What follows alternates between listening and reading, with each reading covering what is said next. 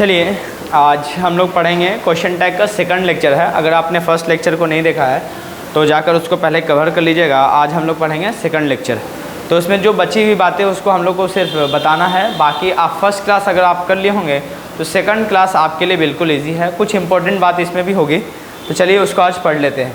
तो let's start the topic. देखो, सबसे पहले हम लोग देखेंगे कुछ केस था जो बच गया था, सेकंड लेक्चर में हम लोग को कवर करना था। चलो हम लोग यूज़ ऑफ देयर वाला केस दे देते हैं कि अगर क्वेश्चन ऐसा लिखा होता देयर इज़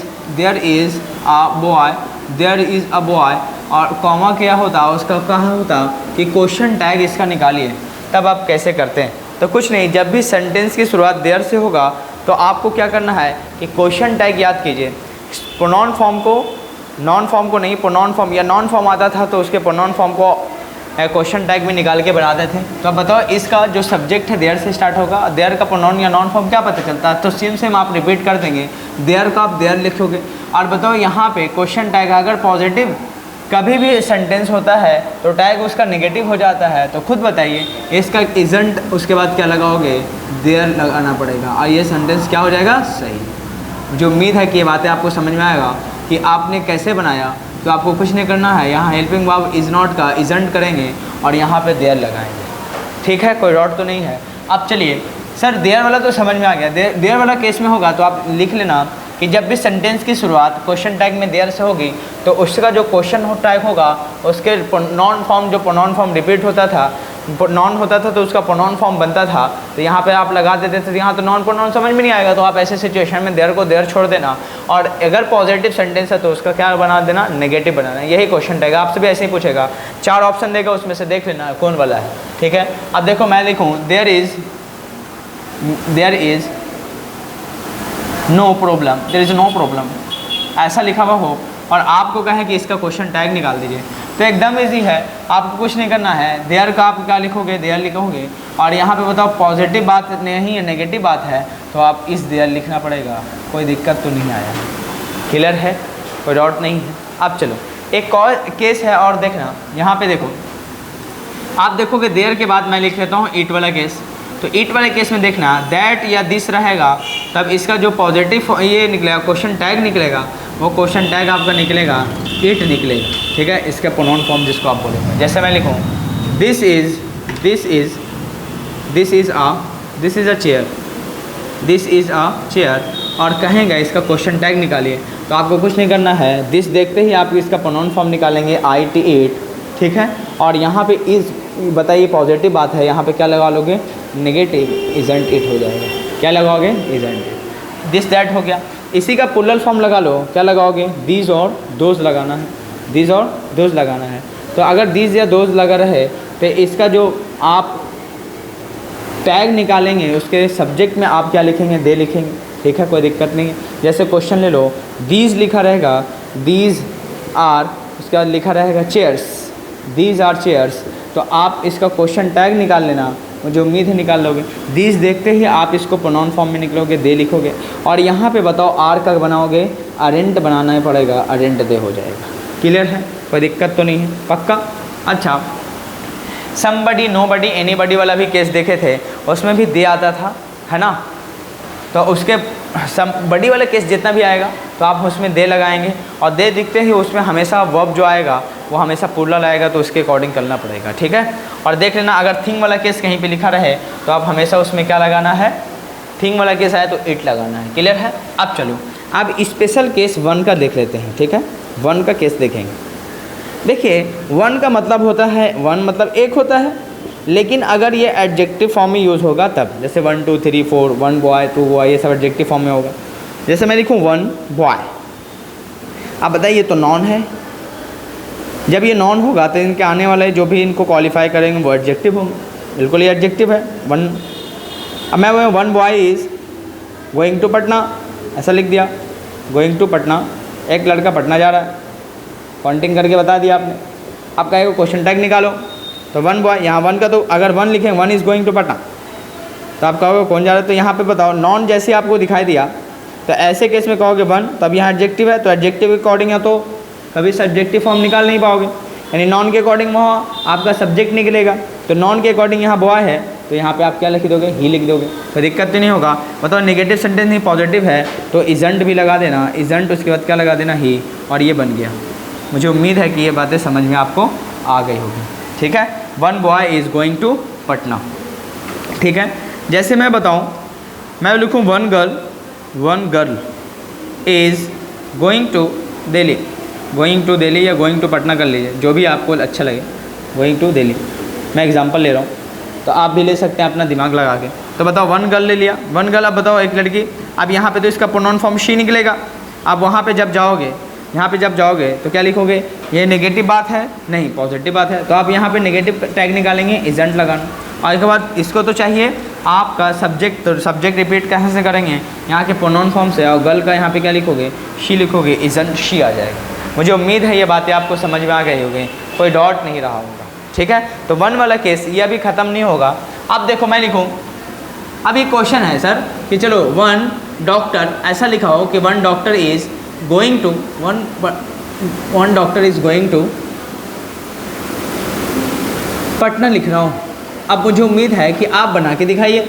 अब खुद बताइए, जो डॉक्टर है ये तो कॉमन जेंडर है, ना मेल ना फीमेल का पता चलेगा, ये तो दोनों हो सकते हैं। तो ऐसी सिचुएशन जब कॉमन जेंडर आएगा तब आप प्रायोरिटी दोनों को देंगे, लेकिन सबसे ज़्यादा प्रायोरिटी मेल पर्सन को देंगे। यहाँ पे इजंट तो आएगा सर, लेकिन इजंट के बाद प्रोनाउन में बताओ क्या निकालोगे, डॉक्टर का प्रोनाउन, या तो डॉक्टर मेल हो सकता है या फिर फीमेल भी हो सकता है, हो सकती है, दोनों होगा ऐसे सिचुएशन। लेकिन अगर दोनों ही ऑप्शन में दिया हो, इजंट ही, इजंट सी और इजंट दे भी लिख दिया है, तब आप क्या लगाएंगे, तो पहले मेल प्रेफरेंस जाएगा, मेल प्रेफरेंस, यानी आप पहले मेल प्रेफर करोगे, क्योंकि आप ज़्यादातर पोस्ट आप देख लेना, ज़्यादातर केस में लड़के बड़े बड़े पोस्ट में मिलेंगे। कोई भी राजनीति में हो, आप मेडिकल में जाना, संख्या लड़के का ज़्यादा होता है, लड़कियों को थोड़ा कम होता है, आपने देखा हो, क्योंकि हमारी सोसाइटी है यहाँ की कि मेल प्रेफरेंस ज़्यादा, फीमेल को मतलब घर के अंदर ही देखना, सब काम करने पड़ते हैं।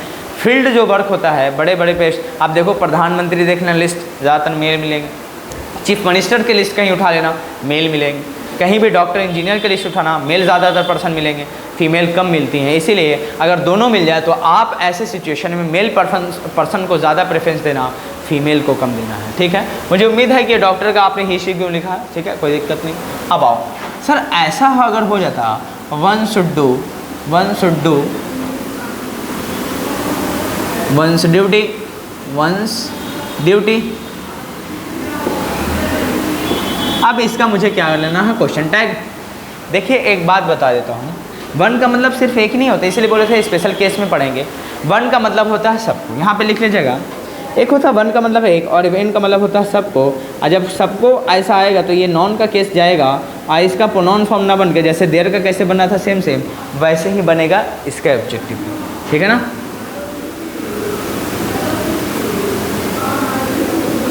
है ना। अब देखिए वन के केस में, स्टूडेंट वन,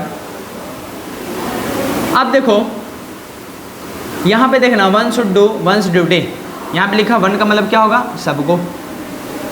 अब आगे चलते हैं, जैसे मैं लिखूँ सबको अपना अपना काम करना चाहिए, सबको अपना अपना काम करना चाहिए। अब बताओ सबको के लिए आप क्या लिखोगे, वन। अब चाहिए जब आता है वर्ब के साथ, जब आप कभी भी सजेशन या एडवाइस की बात करते हो तो वहाँ पे शुड आता है, वन शुड डू। अब बताओ यहाँ तो आपको अपना अपना याद कीजिए, जैसे मैं लिखूँ मेरा अपना, तो आई का माई लिखते थे, याद कीजिए एडजेक्टिव फॉर्म, आई का क्या लिखते थे, माई। शी का बताओ हर लिखते थे, ही का बताओ हिज लिखते थे, याद कीजिए आपने बचपन में पढ़ा होगा कि एडजेक्टिव फॉर्म ही का, शी का तो हर होता है, तो एडजेक्टिव फॉर्म ही का क्या बनाओगे, हिज बनाएंगे। उम्मीद है दे का बनाओ, क्या बनाओगे, दे का सर देयर बनाएंगे, है ना। आई का माई, उसी तरह वन का बताओ, यहाँ एडजेक्टिव फॉर्म बनेगा वंस, क्या बनेगा, वंस। कोई दिक्कत तो नहीं आएगा, वन का वंस, आई का माई, शी का हर, ही का हिज, दे का देयर, यू का योर हो जाता है। तो यहाँ पे बताओ इसका एडजेक्टिव फॉर्म चाहिए अपना के लिए, क्योंकि जब अपना आता है किसी सब्जेक्ट के साथ तो वहाँ पे एडजेक्टिव फॉर्म लगा के नॉन का केस में लिखते हैं, तो एडजेक्टिव बताओ क्या लिखोगे, वंस लिख देना, उसके बाद क्या लगाना, वंस, उसके बाद ड्यूटी का मतलब काम, खत्म। सबको अपना अपना कर्तव्य करना चाहिए, काम करना चाहिए, सही बात है।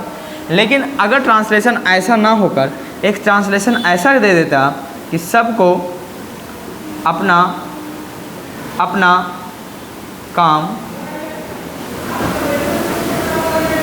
करना चाहिए और क्वेश्चन टैग वाला दे दें, करना चाहिए ना, सबको अपना अपना काम करना चाहिए ना। जैसे मैं बोलूँ तुम पढ़ते हो, ठीक है, तो इसका मतलब क्या होगा, यू रीड यू स्टडी। लेकिन मैं तुम पढ़ते हो ना, पहले सेंटेंस में था कि मैं आपको इन्फॉर्मेशन बता रहा था, मैं आपके बारे में सब कुछ जान रहा था। दूसरे सेंटेंस में मैंने बोला आप पढ़ते हो ना, इसका मतलब मुझे नहीं मालूम, मैं आपसे कन्फर्मेशन ले रहा हूँ।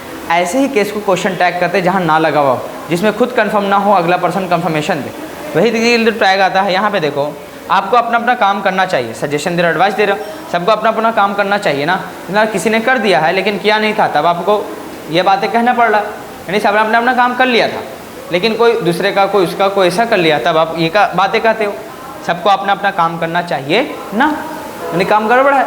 तो अब ऐसे केस में इसका ट्रांसलेशन क्या होगा सर, तभी तो क्वेश्चन टैग आया उसके लिए, ठीक है। चलिए देख लूँ क्या वीडियो क्लियर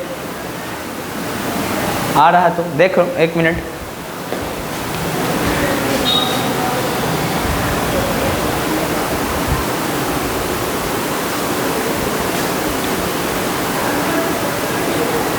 चलिए, अब शायद आपका वीडियो अच्छा आ रहा हो।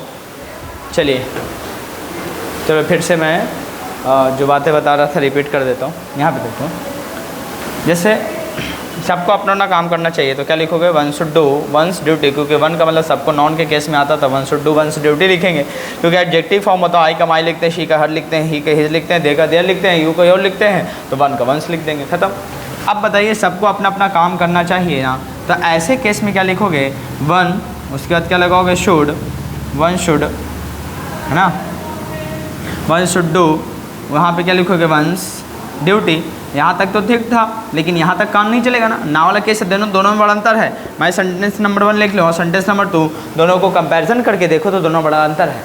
और जब ये ना वाले केस का भी आ जाता है तो क्वेश्चन टैग निकालना पड़ता है। टैग निकालेंगे तो टैग कहाँ से निकलेगा, ये देखिए शुड, और शुड का बनाओगे क्या बनाओगे, यहाँ पे स्टूडेंट हो जाएगा, यहाँ पे क्या लगाओगे, नेगेटिव आएगा, पॉजिटिव होगा तो स्टूडेंट लिखेंगे, और स्टूडेंट के बाद फिर सब्जेक्ट को रिपीट करते हैं। और जब भी देयर रहता है, वन रहता है, तो ऐसे केस में उसके जो सब्जेक्ट होते हैं सेम रिपीट होते हैं, उसका कोई प्रोनाउन फॉर्म नहीं बना पाते हैं, ऐसे सीधा सीधा लिखेंगे।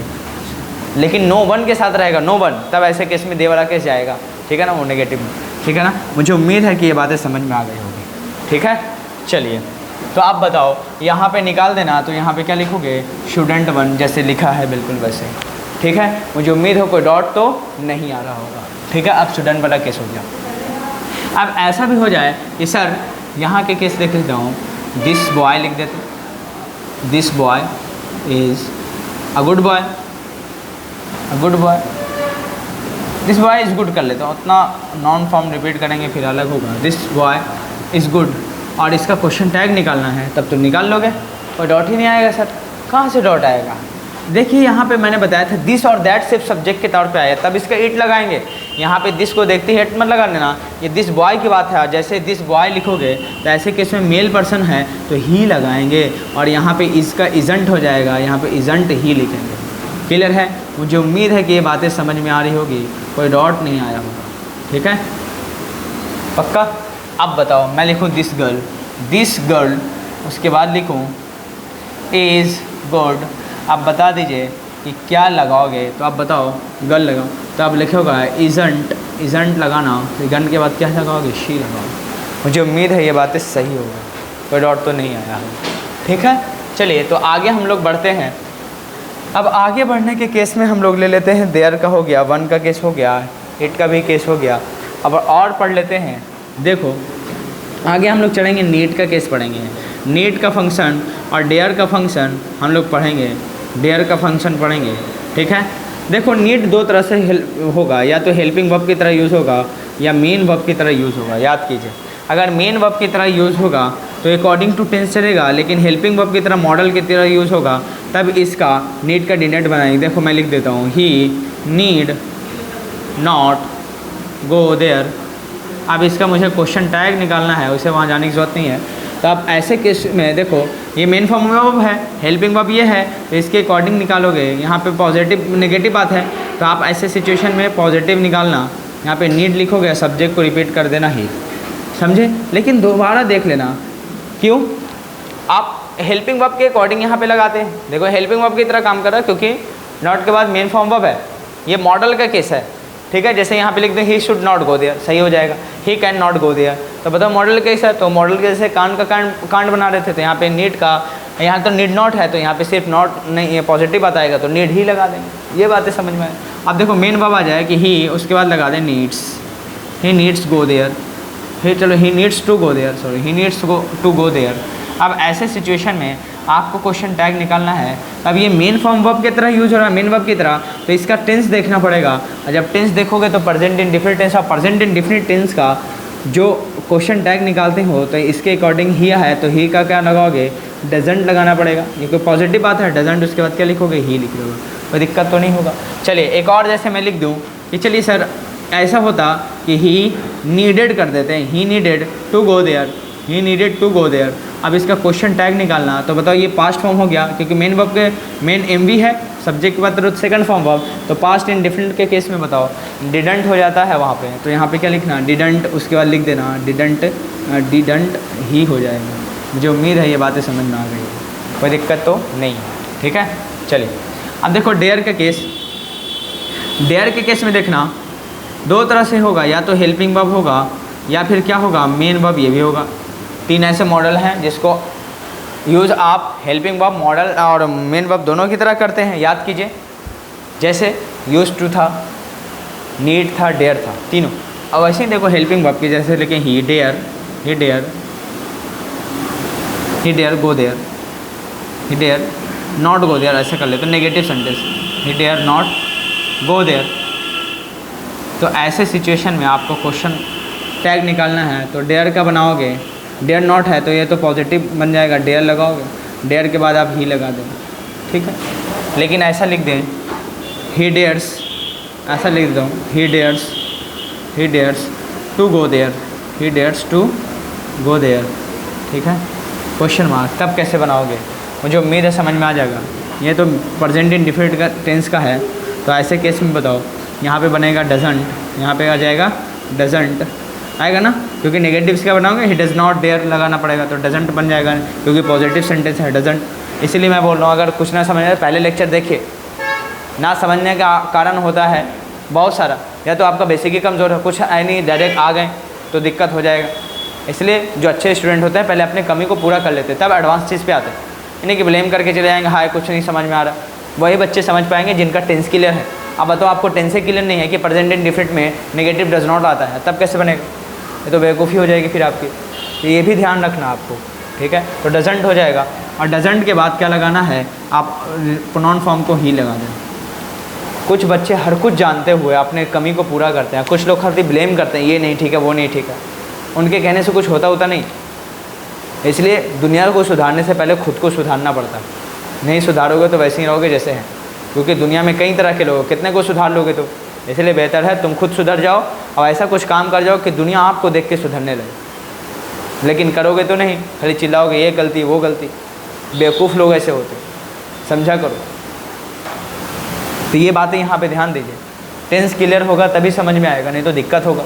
खुद बताओ ये प्रेजेंट इंडेफिनिट टेंस का पॉजिटिव सेंटेंस है, तो इसका नेगेटिव निकालोगे ना, क्योंकि टैग तो नेगेटिव निकालना पड़ता, तो ही डज नॉट लगाओगे तो डजंट यहाँ पे लिखना पड़ेगा। कॉन्ट्रैक्टेड फॉर्म यूज़ होता, प्रोनाउन फॉर्म को लास्ट में रिपीट कर देते, खत्म। समझ रहे, यहाँ दुनिया चांद पे पहुँच गई है ना। साइंस इतना डेवलप हो चुका साइंस कि कोई भी मृत इंसान का आप बॉडी लेकर जाओगे तो उसका डेट ऑफ बर्थ बता देगा साइंस के हिसाब से। इतनी कार्बन 14 की पत्ती है, सिस्टम ऐसा है, और आपसे ये टेंस नहीं याद होता। समझ रहे, इंसानों और जानवरों में ही फ़र्क है ज्ञान का। अगर आपके पास ज्ञान नहीं है तो जानवर से भी बदतर है, कोई भी आपको बेवकूफ़ बना देगा। ये बातें समझिए, आप कुछ भी हो रहा है ज़िंदगी में उसके वजह सबसे बड़ी आप है। आपको लिटरेचर की दुनिया में जब स्टार्ट करेंगे लेटरेचर तो बताएंगे, टेंशन ना लो कि कैसे कैसे है पूरा सिस्टम बना हुआ, वही लिटरेचर की दुनिया ही है पूरा। यही छोटी छोटी बातें नहीं समझ में आई, आगे तुम कैसे चलोगे। तो चलो इस बात को उतार लेना और यहाँ पे ध्यान देना कैसे कैसे बना। मॉडल के केस में। अब चलो ये यूज टू का केस बना देते हैं। देखिए यूज टू मैं लिखूँ ही, उसके बाद लिखते हैं used, he used to go there, he used to go there. अब इसका क्वेश्चन टैग मुझे निकालना है, ये क्वेश्चन टैग निकाल दीजिए। वह वहाँ जाया करता था। तो ऐसे केस में जो भी यूज टू आए, ही यूज टू आए, तो इसका जब आप नेगेटिव बनाते थे, कुछ नहीं आपको समझ आया, तो आप नेगेटिव बना के पॉजिटिव सेंटेंस का देखा करो, उसी के हिसाब से क्वेश्चन टैग निकलता है।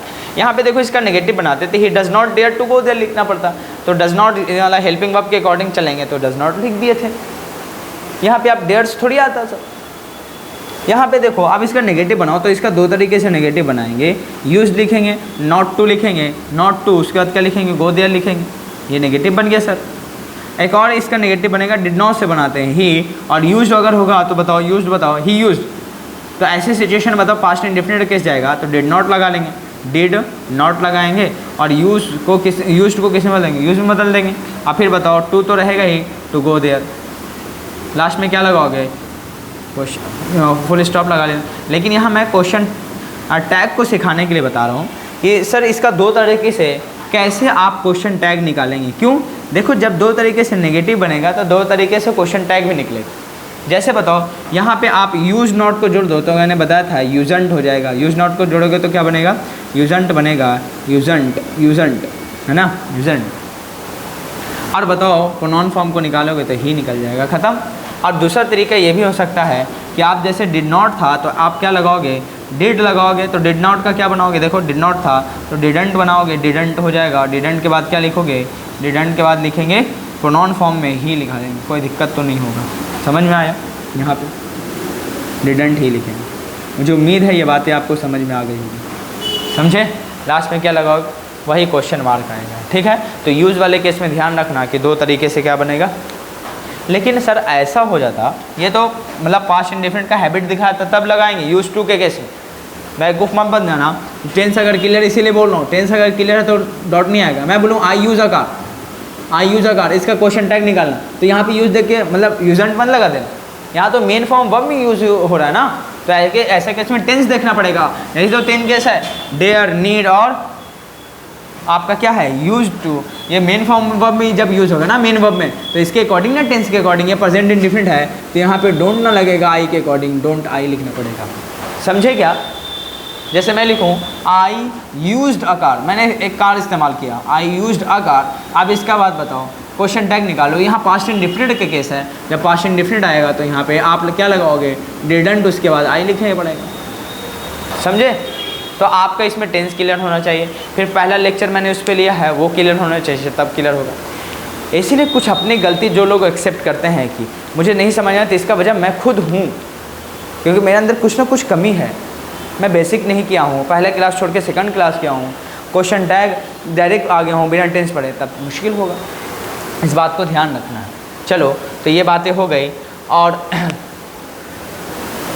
और अगर कुछ इसमें है तो मेरी उम्मीद से अब कुछ है नहीं, क्योंकि सब हो चुका है, कंप्लीट है, टेंस का भी, ये क्वेश्चन टैग का भी कुछ ऐसा है नहीं, और इससे आउट ऑफ आएगा नहीं। ये तो मैं एक्स्ट्रा पढ़ा दिया हूँ, जो पहले आपका कि सब फर्स्ट क्लास है वही कंप्लीट कर लेना, तो बहुत बड़ी बात है, ये एक्स्ट्रा में आता है, ठीक है।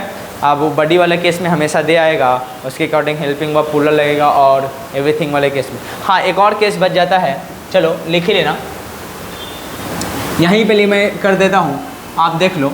यहाँ पे जब भी आपको नेगेटिव सेंस ही बनता हुआ टेंस दिखाई दे, नॉट नहीं भी कोई सेंटेंस में रहता है, फिर भी ऑटोमेटिक वो नेगेटिव सेंस देता है वर्ड, तो भी ऐसे केस में कैसे बनाएंगे वो देख लेना। जैसे कई ऐसे सेंटेंस मैं लिखा हूँ, वर्ड एडवर्ब है, जैसे रेयरली है, बेयरली है ना। जैसे मैं नेवर का केस लूँगी, नॉट का केस है ना, रेयरली, बेयरली, सम टाइम, कभी कभार, है ना, सब नेगेटिव सेंटेंस हैं। ये सब जब आएंगे कभी क्वेश्चन में ना, तो जब नेगेटिव सेंस देंगे तो उसका क्वेश्चन टैग निकालना पॉजिटिव। जैसे मैं लिखूँ he rarely comes here, he rarely comes here, और आपको इसका क्वेश्चन टैग निकालना है, तब इसको मत समझना कि पॉजिटिव सेंटेंस है। अपने आप में नेगेटिव सेंटेंस देते हैं और नेगेटिव का मीनिंग रखने वाले सेंटेंस का टैग क्या निकलना है, पॉजिटिव। तो बताओ ही, उसका रियली कम्स हेयर, तो ऐसे केस में बताओ प्रेजेंट इंडिफरेंट है, तो प्रेजेंट इंडिफरेंट का बताओ, प्रेजेंट इंडिफरेंट के हिसाब से ही, तो यहाँ पे या तो डज नॉट या डोंट आएगा। यहाँ पे खुद बताओ, यहाँ पे रियली का कैसे नेगेटिव सेंटेंस है, यानी आप ही के अकॉर्डिंग डज ही लिखना पड़ेगा, समझे। रियली हो, बेयरली है, सेल्डम हो, नेवर हो, सेल्डम लिख लेना, सेल्डम लिखना, सम टाइम लिखना। बेयरली रियली का केस हो, सेल्डम का बात हो, तो ऐसे केस ये सब नेगेटिव सेंस रखते हैं और इनका जो टैग आता है पॉजिटिव में आता है, ठीक है। और मैं आपको 2 क्वेश्चन दे रहा हूँ, आप कितना सीखे हैं आज पता चल जाएगा। कमेंट में मुझे बताना, क्या किसी से पूछ लेना कि मैं क्वेश्चन टैग का क्वेश्चन दे रहा हूँ यहाँ पे, आप मुझे छापिए और बताइए कि यह लिखना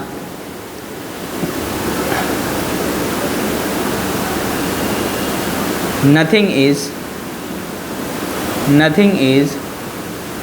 impossible, nothing is impossible। अब इसका क्वेश्चन टैग निकाल देना आप, बस यहाँ पे क्वेश्चन टैग मालूम है ना, डैश लगा के और यहाँ पे क्वेश्चन टैग निकाल देना। फिर दूसरा क्वेश्चन मैं दे रखा हूँ,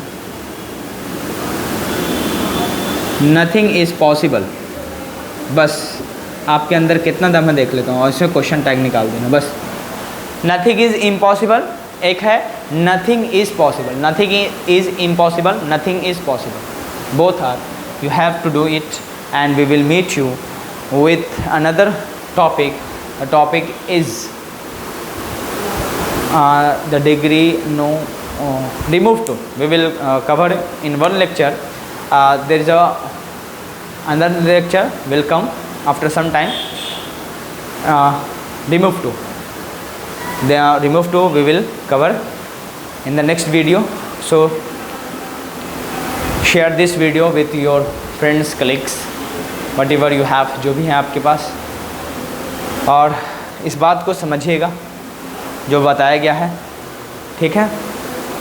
हम लोग नेक्स्ट क्लास में मिलते हैं फिर, और क्रैश कोर्स फिर स्टार्ट होएगा अगले महीने सितंबर से, और आपको अनाउंसमेंट मिल जाएगा। इसी जहानाबाद में आप जब मलाचक मोड़ में आएंगे कभी, तो आप दृष्टि इंग्लिश देख लेना कभी, बिल्कुल ऐसे नहीं है तो आप बिल्कुल पढ़ते रहिए फ्री ऑफ कॉस्ट। इस तरह से देखो, अगर फ्री भी खोजोगे इस दुनिया में बहुत कुछ फ्री है, पढ़ने वाले होने चाहिए, ठीक है। अगर ऑफलाइन बैच करना है तो फिर असाइनमेंट के साथ की सर एक्सरसाइज भी करें, टेस्ट भी दें, थोड़ा और अच्छा हो जाता तो आप ऑफलाइन बैच ज्वाइन कर सकते हैं, ठीक है। और ऑफलाइन बैच ज्वाइन करने के लिए वही है, जहानाबाद आ सकते या फिर टेटा में है, टेटा मैरिज हॉल वाली गली में है और मेला रोड में, और यहाँ कैरियर पावर के 2nd फ्लोर बिल्डिंग पे मिलेगा आपको। ऑफलाइन बैच अगले महीने सितंबर में स्टार्ट होगा, तो अगस्त के बाद सितंबर अभी देख लेना। अभी ये डिसाइड नहीं कि कौन से सितंबर से, उम्मीद है कि 10 सितंबर से या 15 सितंबर से स्टार्ट करूँगा, लेकिन उस बीच इस 1 हफ्ते के अंदर गैपिंग रखेंगे एडमिशन प्रोसेस का, ताकि सीट फुल हो। एक बैच में 30-40 बच्चे ही रहेंगे, ज़्यादा बच्चे नहीं रह पाएंगे। और क्योंकि मुझे 2000 अगर ये 24 में आप एग्ज़ाम देने वाले हैं, तो अगर इस बैच को ज्वाइन करना है सितंबर में, तो अक्टूबर होगा, नवंबर, दिसंबर, जनवरी, फरवरी, 4-5 महीने में इतना मेहनत कराऊंगा, क्योंकि पर्सनली गाइडेंस होगा। 30 से 40 क्लास में एक बच्चे होंगे, इससे ज़्यादा एडमिशन ही नहीं होगा। आपका सीट रिजर्व होगा, ये नहीं होगा कि एक बच्चे एकदम बैठे में 100, 200, 300 बच्चे, टीचर क्या पढ़ रहे हैं, क्या बच्चे पीछे करें, उससे कोई मतलब नहीं। पढ़ने वाले स्टूडेंट यहाँ आएंगे, बिल्कुल पढ़ के जाते हैं, ठीक है ना, कोई भी डाउट नहीं होता और एक्सपर्ट बन के जाएंगे। दूसरी बात यह है, क्लास का पर्सनल गाइडेंस होगा, आप क्या लिखें, कैसे पढ़ें, कोई डाउट होगा तो आप मेरा मेंटरशिप में रहेंगे। ये नहीं होगा कि पढ़ा के निकल जाएंगे, इन केस कोई डाउट होगा तो क्लास में ही बताएंगे, ऐसा नहीं कि आपको पर्सनल बताएंगे, क्योंकि अगर पर्सनल बताने गए तो इतना ही टाइम खर्च होगा। अगर यहाँ ही बोर्ड पे पूरा और क्लियरिटी बनाएंगे, तो जो बच्चे हो सकता है शर्मिंदा महसूस करते हैं अपने पूछने के चक्कर में, तो उनको और क्लियरिटी होगा, ठीक है। फिर भी ना समझ में आए तो जब टाइम मिलेगा तो आप मेरे पास साथ में रहेंगे, बिल्कुल पूछ सकते। लेक्चर लेने के लिए डाउट नहीं होगा, बिल्कुल ये है कि आप शुरू से अगर लेक्चर देते हैं तो कोई डाउट नहीं बचता। बीच से छोड़ के देखेंगे, आप बीच से पूरा टेंस गायब है, फिर डायरेक्ट आप क्वेश्चन टैग पढ़ेंगे, डायरेक्ट वॉइस पढ़ेंगे, नरेशन पढ़ेंगे, तो बड़ा दिक्कत होता है, ठीक है। तो एडवांस प्रोसेस जाते जाते आपको बाउंस करने लगता है। तो आप एक बात याद रखो, ज़िंदगी बनेगा तो आप ही बनाओगे, ज़िंदगी बिगाड़ोगे तो आप ही बनाओगे तो भी आप ही, बिगाड़ोगे तो भी आप ही। ये फ़र्क आपके ऊपर डिपेंड करता है। तो मुझे उम्मीद है कि ये बातें आपको समझ में आई होगी, और नेक्स्ट लेक्चर में ये बातें और भी चलेगा। ठीक है। तो ज़िंदगी आपके हाथों में होता है, बनाने वाले बनाते भी, बिगाड़ने वाले बिगाड़ते भी। कोई और किसी की वजह से ज़िंदगी बिगड़ती या बनती नहीं है जब तक आप ना चाहें, ठीक है। तो चलो, we will meet you in the next class. और ज़्यादा बातें हो गई, आपका भी टाइम ले लिया गया, लेकिन टाइम लेता हूँ तो आपके ही ले लेता हूँ। ये मत समझना कि आपका टाइम इसमें वेस्ट होता है, कुछ सीखने के लिए देता हूँ कि दुनिया बहुत आगे निकल चुकी है और दुनिया उसी को सलाम करती है जो कुछ उससे आगे बन जाता है, दुनिया को कुछ दे रहा होता है, फिर दुनिया को कुछ फ़ायदा दे रहा होगा। निकम्मों का कोई फ़ायदा नहीं। इसलिए आप सब कुछ कीजिए, लेकिन पढ़ाई को छोड़कर सब कुछ मत कीजिए। पढ़ाई के छोड़कर सब कुछ करना बेकार होता है। इस उम्र में, स्टूडेंट को उम्र में सबसे बड़ा प्रेफरेंस आपकी पढ़ाई है। जब ये पढ़ाई कंप्लीट है उसके बाद कुछ कीजिएगा तो कोई फ़र्क नहीं पड़ता, ठीक है, क्योंकि आपका एग्ज़ाम भी मज़े से जाएगा, एंजॉय भी लाइफ कर लोगे। अब पढ़ नहीं रहे, खाली एंजॉयमेंट चाहिए, तब कोई बेकार है, मज़दूर वाली ज़िंदगी होगी। अभी इस उम्र में माँ बाप दे रहे हैं तो आराम से तो अय्याशी हो जाएगी, लेकिन जिस दिन माँ बाप इस दुनिया से जाएंगे, जो देने वाला नहीं रहेगा और एक एक रुपया कोई देगा तो हिसाब लेने लगेगा, तब आपको दुनिया समझ में आएगी कि माता पिता क्या चीज़ होती है, तब समझ में आएगा। तो इससे बेहतर है कि आप स्टेबल बने, खुद के लायक बने, खुद उम्मीदें खुद जगाओ, क्योंकि तुम मोटिवेटर, तुम खुद के मोटिवेटर बनो। जब ज़िंदगी गम से गुजरे तो खुद तसल्ली दो कि अच्छा दिन भी आएगा। जब अच्छा दिन भी आया तो समझाना कि हो सकता है कभी ज़िंदगी में बुरा भी आएगा, तो प्राउड करने की भी बात नहीं है। शक्ल, सूरत, पैसे, ये सब टेम्परेरी होते हैं, इस पर कभी नाश करने की आपको ज़रूरत नहीं है। तो ये चीज़ अगर आपको चाहिए कि परमानेंट किसी के दिल में रहना है, तो आप एजुकेशन स्प्रेड कीजिए, तभी दिल में रह पाइएगा। क्योंकि जब भी आपके दोस्त जब आपसे ज़्यादा सफल होते हैं, ज़्यादा एजुकेशन ले लेते हैं, आपके दिलों में उसकी रिस्पेक्ट कुछ और होती है। जैसे आपके टीचर आपको जब एजुकेट करते हैं, पढ़ाते लिखाते हैं और उस लायक बनाते हैं, तब आपके दिलों में जब भी वो मिल जाते हैं तो आप उनको सैल्यूट करते हैं। यही होता है, क्योंकि वो चीज़ वो देते हैं, एक आपका टीचर आपको देता है जो दुनिया की कोई ताकत आपको दे नहीं सकती।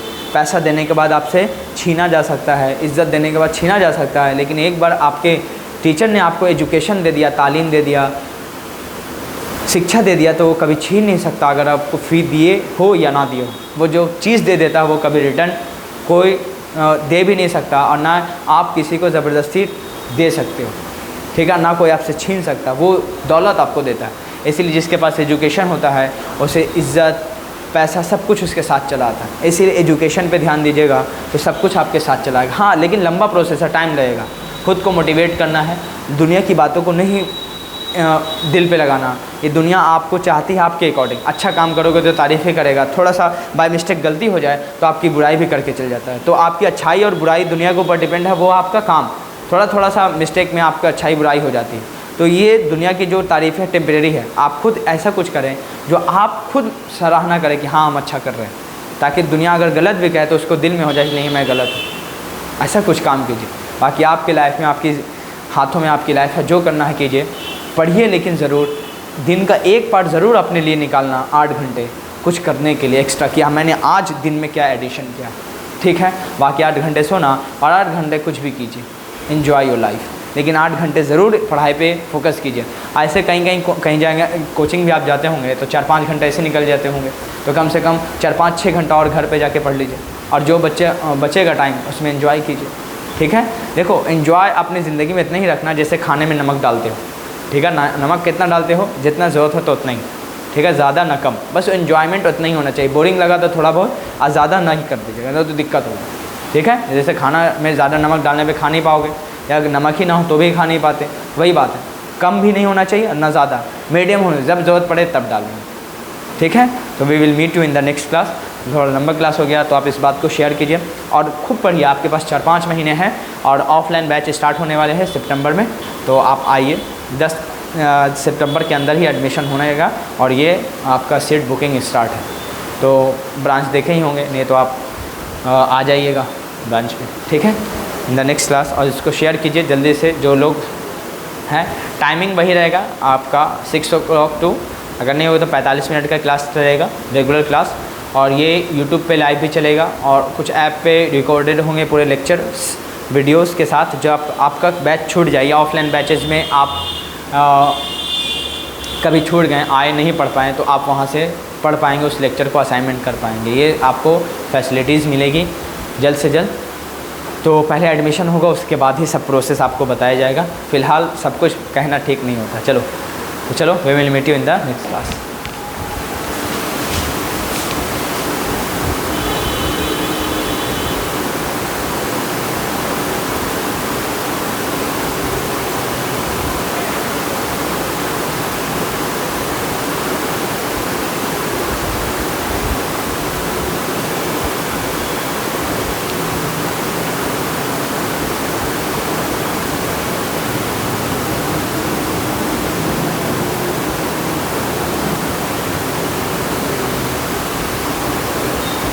चलिए, थोड़ा वीडियो कट रहा था तो अभी सही हो गया होगा। चलिए, ध्यान नहीं है क्योंकि बैकग्राउंड में कोई था नहीं। चलो अभी कॉपी कर लीजिएगा अच्छे से, इसीलिए बोलता हूँ शिकायतें नहीं, सॉल्यूशन ढूंढिएगा। Thank you so much.